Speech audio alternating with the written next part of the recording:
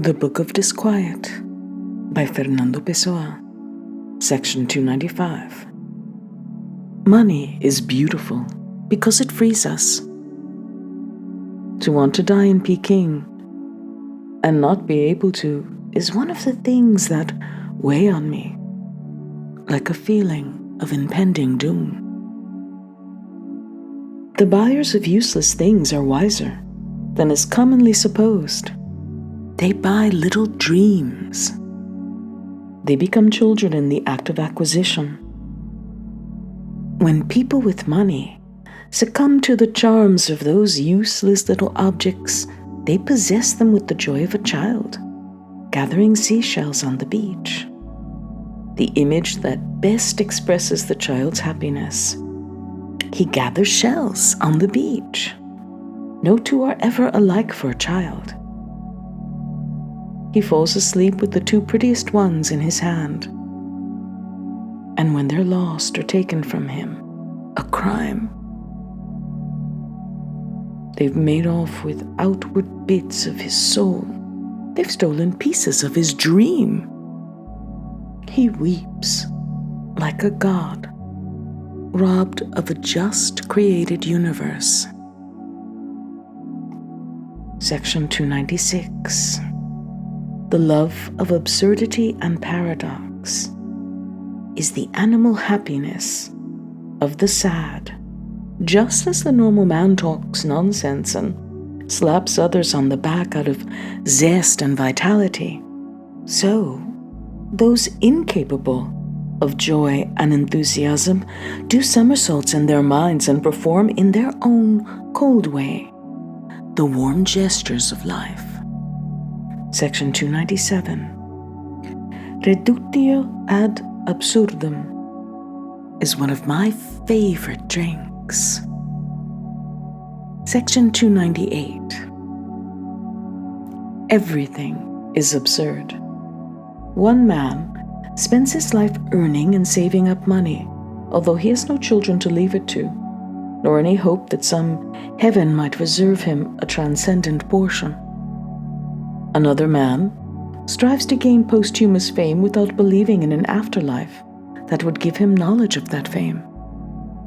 Yet another wears himself out in pursuit of things he doesn't really care for. Then there's one man reads so as to learn uselessly.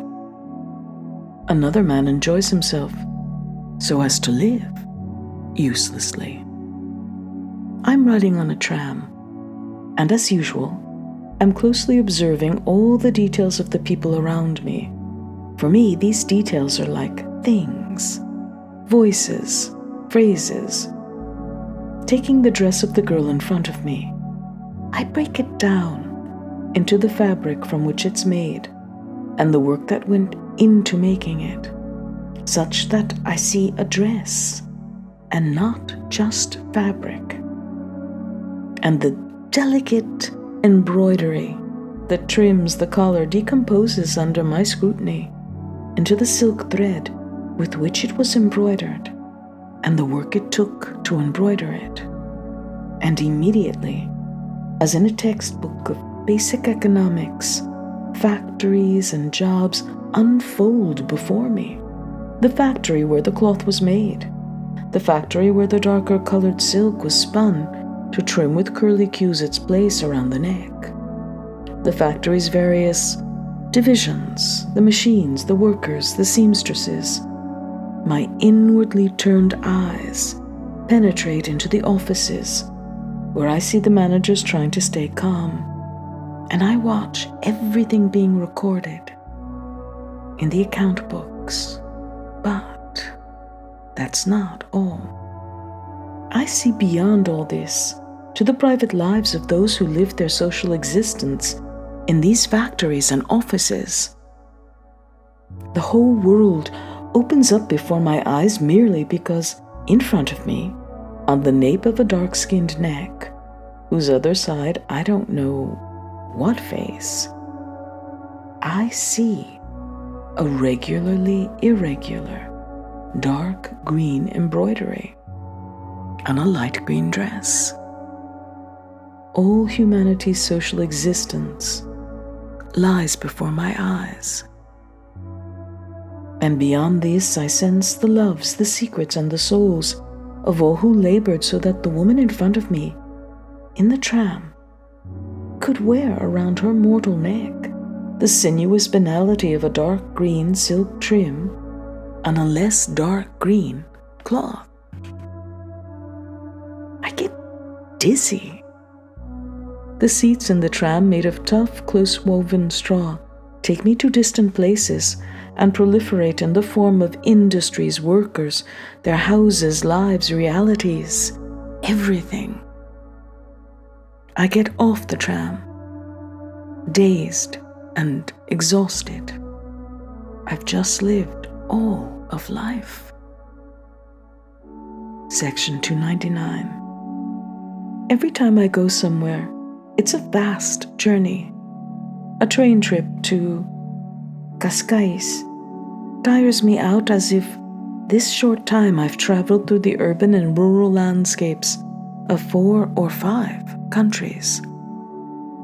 I imagine myself living in each house I pass, each chalet, each isolated cottage, whitewashed with lime and silence, happy at first, then bored, then fed up.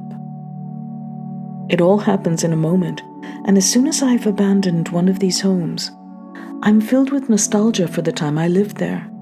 And so every trip I make is a painful and happy harvest of great joys, great boredoms, and countless false nostalgias. And as I pass by those houses, villas, and chalets, I also live the daily lives of all their inhabitants, living them all at the same time. I'm the father, mother, sons, cousins, the maid and the maid's cousin, all together and all at once. Thanks to my special talent for simultaneously feeling various and sundry sensations, for simultaneously living the lives of various people, both on the outside, seeing them, and on the inside, feeling them. I've created various personalities within. I constantly create personalities. Each of my dreams, as soon as I start dreaming it, is immediately incarnated in another person, who is then the one dreaming it, and not I.